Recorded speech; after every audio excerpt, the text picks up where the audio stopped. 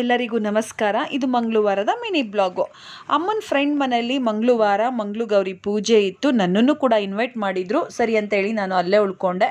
ಆಮೇಲೆ ನನ್ನ ಫ್ರೆಂಡ್ ಕೂಡ ನನಗೂ ಅಲ್ಲೇ ರೆಡಿ ಮಾಡು ಅಂತ ಹೇಳಿ ಫ್ರೆಂಡು ಮತ್ತು ಫ್ರೆಂಡ್ ತಂಗಿ ಅಲ್ಲೇ ಬಂದರು. ಅವರಿಬ್ಬರಿಗೂ ರೆಡಿ ಮಾಡಿ ಸ್ವಲ್ಪ ಹೂವು ನಮ್ಮ ಗಿಡದಲ್ಲೇ ಬಿಟ್ಟಿತ್ತು. ಹಾಗಾಗಿ ಅಮ್ಮ ಎಲ್ಲ ಕಿತ್ಕೊಬಂದಿಟ್ಟಿದ್ರು. ನಾನು ದಿಂಡು ಕಟ್ಟೋಕ್ಕೆ ಅಂತ ಶುರು ಮಾಡಿದೆ. ಇದನ್ನು ಸ್ಟೋರಿಗೂ ಕೂಡ ಹಾಕಿದ್ದೆ. ಎಲ್ಲರೂ ತುಂಬ ಜನ ಮೆಸೇಜ್ ಮಾಡಿದರೆ ಮೇಡಮ್ ಇದು ಹೇಗೆ ಕಟ್ಟೋದು ಅಂತ.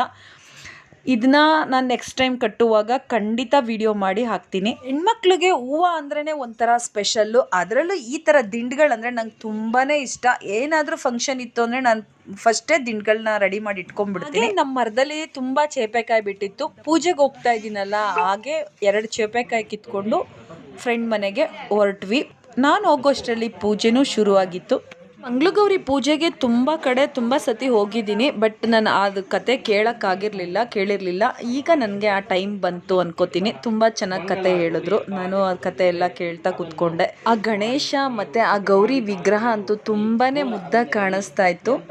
ಮಂಗಳಗೌರಿಗೂ ಅಷ್ಟೇ ತುಂಬ ಚೆನ್ನಾಗಿ ಅಲಂಕಾರ ಕೂಡ ಮಾಡಿದರು. ಎಲ್ಲ ಪೂಜೆ ಮುಗಿತಾ ಬಂತು. ಈ ಅಕ್ಕಿ ಹಿಟ್ಟಿನಿಂದ ದೀಪಗಳನ್ನ ಬೆಳಗಿ ಮಂಗಳಾರತಿ ಮಾಡಿ ಮುಗಿಸಿದ್ರು. ನಾನು ಕೂಡ ಕುಂಕುಮ ಇಟ್ಕೊಂಡು ಅಲ್ಲೇ ಊಟ ಮುಗಿಸಿ ಫ್ರೆಂಡ್ ಜೊತೆ ಒಂದು ಸೆಲ್ಫಿ ತಗೊಂಡು ಹೊರಟೆ. Thank you for watching.